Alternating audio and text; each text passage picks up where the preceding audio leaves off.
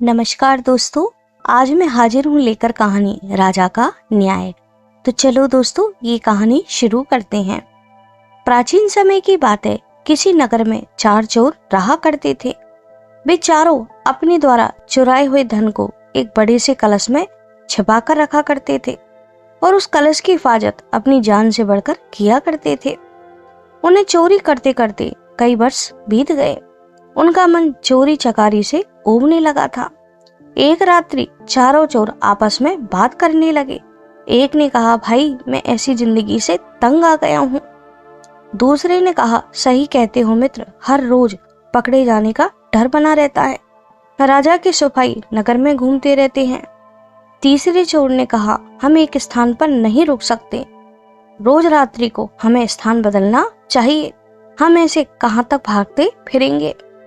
चौथे चोर ने कहा, यह चोरी चकारी का धंधा छोड़कर हमें दूर किसी नगर में चलना चाहिए और वहां चलकर व्यापार करना चाहिए जहां हमें कोई ना पहचानता हो।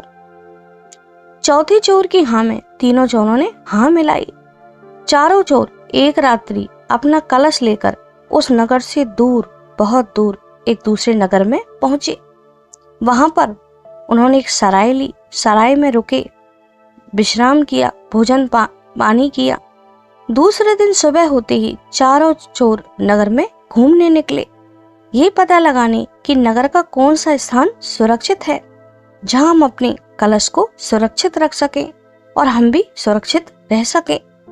3-4 दिन तक चारों चोरों ने नगर को घूमा। घूमते घूमते उन्होंने एक बूढ़ी औरत को देखा जो अकेली एक हवेली में रहा करती थी। उन चारों चोरों ने उस बुढ़िया के विषय में तहकीकात की। पूछने पर पता चला कि वह औरत बहुत सीधी और नेक दिल महिला थी जो अपनी ईमानदारी के लिए प्रसिद्ध थी। चारों चोरों ने सलाह मशवरा किया और एक दिन उस बुढ़िया के घर पहुंच गए। उन्होंने उस बूढ़ी औरत से कहा, अम्मा, हम चारों व्यापारी हैं, इस शहर में व्यापार के लिए आए हैं। तुम अपनी हवेली में हमें एक कमरा दे दो। ये सुनकर वो वृद्ध महिला बेहद प्रसन्न हुई। मैं मन ही मन सोचने लगी, चलो अच्छा है, किराया भी मिलेगा और मेरी हवेली में चहल पहल भी बनी रहेगी। बुढ़िया ने चारों चोरों की खूब खातिरदारी की। चारों चोर सुबह उठते ही नगर में घूमने निकलते, व्यापार की जानकारी लेते और रात्रि में जब थक हार कर घर लौटते तो वो नेक दिल औरत उन चारों को भोजन कराती। धीरे धीरे समय गुजरने लगा। चारों चोरों को जब बुढ़िया पर विश्वास हो गया तो चारों चोरों ने एक दिन बुढ़िया से कहा, अम्मा, हमारे पास एक कलश है जिसमें हमारी बहुत कीमती वस्तुएं रखी हुई हैं। तुम इसे सुरक्षित रख लो, परंतु याद रखना इसे किसी को ना देना। हम भी जब चारों उपस्थित हो तभी तुम ये कलश निकालना। बुढ़िया ने कहा, ठीक है। यह कहकर चारों चोर नगर में घूमने फिर निकल गए। बुढ़िया ने उस कलश को लेकर अपनी हवेली के पीछे एक पेड़ के नीचे गड्ढा खोदा और उस कलश को गड्ढे में गाड़ दिया और ऊपर से मिट्टी डाल दी। उधर चारों चोर नगर में एक सेठ की दुकान पर पहुंचे। उन्होंने कहा कि सेठ जी, हमें कुछ धन चाहिए, हम व्यापारी हैं, व्यापार करना चाहते हैं। सेठ ने कहा, तुम तो मुझे अजनबी मालूम होते हो, भला मैं तुम्हें ऐसे कैसे धन दे दूं? यदि तुम धन लेना चाहते हो तो उसके एवज में तुम्हें कोई कीमती वस्तु गिरवी रखनी होगी। चारों चोरों ने कहा, ठीक है। चारों चोर जब हवेली लौट रहे थे तो गर्मी के कारण वो चलते चलते थक गए। थक कर एक बट वृक्ष के नीचे विश्राम करने लगे। तीनों चोरों ने चौथे चोर से कहा कि तुम हवेली जाओ और उस कलश से एक जड़ाऊ कीमती हार ले आओ, उसी को गिरवी रखकर हम सेठ से रुपए उधार ले लेंगे।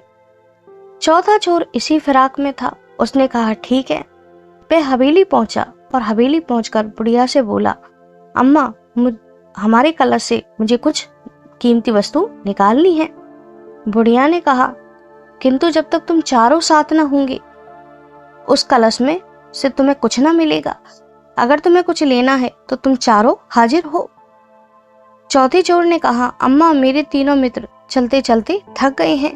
वे हवेली से कुछ दूर एक वट वृक्ष के नीचे विश्राम कर रहे हैं, चाहो तो चलकर पूछ लो। बुढ़िया ने कहा, ठीक है। बुढ़िया चौथे चोर के साथ चलते चलते उन तीनों चोरों के पास आई जहां वो वट वृक्ष के नीचे विश्राम कर रहे थे। बुढ़िया ने तीनों चोरों से कहा, तुम्हारा मित्र कलश से कुछ निकालना चाहता है, क्या मैं उसे निकालने दूं? तीनों चोरों ने चौथे चोर पर विश्वास प्रकट करते हुए कहा, हाँ दे दो अम्मा। बुढ़िया हवेली लौट आई और अपने घर के कामों में व्यस्त हो गई। उसने चौथे चोर को इशारा करते हुए कहा, ये फावड़ा रखा है, इसे ले जाकर पीछे हवेली में एक आम का पेड़ है, उसी के नीचे कलश रखा है, तुम खोद कर निकाल लो और अपनी जरूरत के हिसाब से सामान ले जाओ। चौथे चोर ने जल्दी से फावड़ा उठाया, हवेली के पीछे जाकर मिट्टी खोदी और उस भरे हुए कलश को देखकर उसकी नीयत डोलने लगी। वह पूरा कलश लेकर उस हवेली के पीछे के दरवाजे से 9-2-11 हो गया। उधर बहुत वक्त बीतने पर जब चौथा चोर लौटकर नहीं आया तो तीनों चोर सोचने लगे कि हमारा मित्र अभी तक जड़ाऊ हार लेकर क्यों न लौटा। तीनों हवेली पहुंचे। उन्होंने बुढ़िया से कहा, अम्मा हमारा मित्र कहाँ है? बुढ़िया ने कहा, मैंने तो उसे फावड़ा लेकर तभी हवेली के पीछे मिट्टी खोदने भेज दिया था जहाँ तुम्हारा कलश गड़ा हुआ है। ये सुनकर तीनों चोर भौचक्के रह गए। तीनों चोरों ने हवेली के पीछे जाकर देखा तो गड्ढा तो खुदा था पर उससे कलश गायब था। तीनों चोर क्रोध में भरकर बुढ़िया से झगड़ते हुए बोले कि तुम हमारे चौथे मित्र से मिली हुई हो, तुम दोनों ने मिलकर हमारे धन को कलश को चुराया है, बताओ हमारा कलश कहाँ है? बुढ़िया ने कहा, भला इसमें मेरा क्या दोष, मैं क्या जानूं उस कलश में क्या था? मैंने तो तुमसे पूछा था, तुमने ही तो कहा था कि हमारी चौथा मित्र जो उसमें से निकालना चाहे निकाल ले। तीनों चोर अत्यधिक क्रोधित हो गए और बुढ़िया से लड़ने लगे।